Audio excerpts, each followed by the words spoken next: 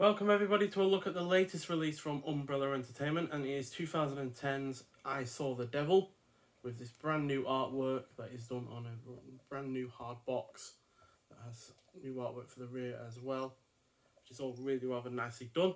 So yeah, this is directed by Jee-woon, who we've already talked about because Umbrella Entertainment did a release of A Bittersweet Life, which he also directed, but he also did The Good, the Bad and the Weird and The Age of Shadows, two other fantastic films.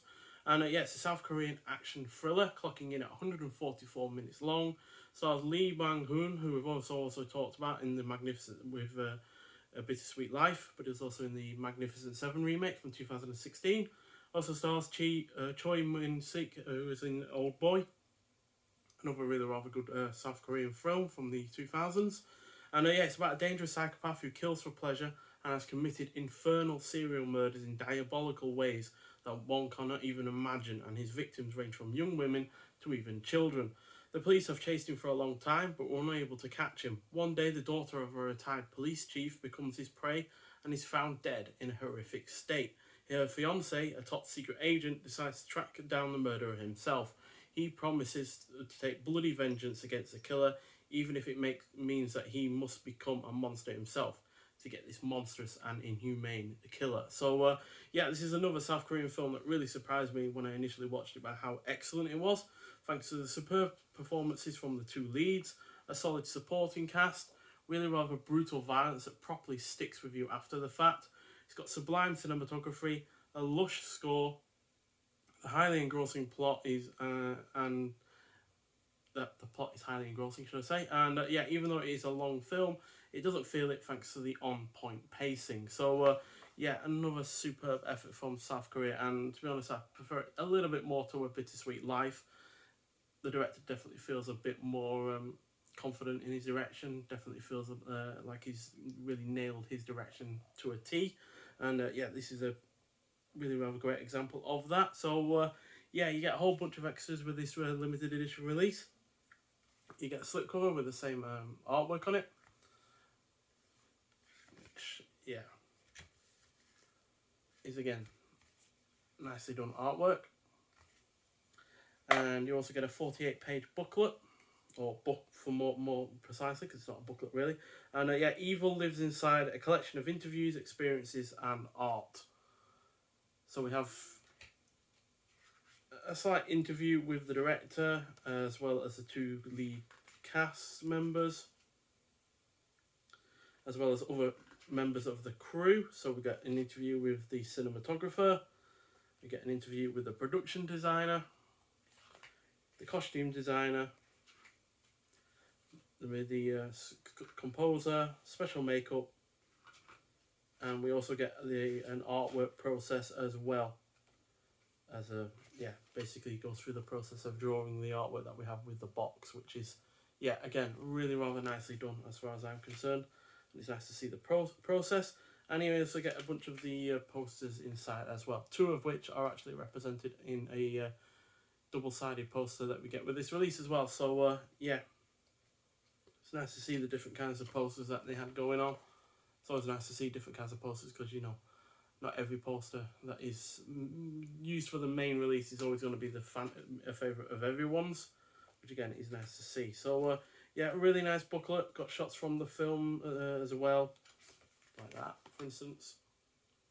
But for more shots of the film, you also get a bunch of art cards. So as per usual with these kind of art cards, mild spoilers, but yeah, not major ones.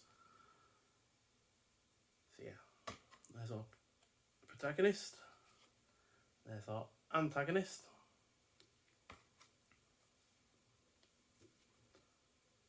So yeah, they're put on really rather nice card. I do wish they didn't have the writing at the bottom of them. But regardless, it's still nicely done. And yeah, these alone show off how great the cinematography is. Never mind the main film itself. And finally, so yeah, you also get a, like I said, a double-sided poster. One of these posters is probably the one you recognise most for this film, so I'll show you that off first. So yeah, that's the one that's more iconic than any of the other ones. It's the poster I initially saw when I first saw this film, but I also really like that one as well, which has our killer from the back holding a hammer, slightly lit by the rear tail light of a cab. So yeah, really nicely done in that regard. And then yeah, you get the case itself, which yeah, isn't anything amazing or anything. The disc isn't, you know, overly printed out like that, but you do get, again, more artwork to choose from, as you can see behind the disc there, which again is another one of those artwork ones that I really like for the poster. So yeah, overall a fantastic film and a really great physical release as well.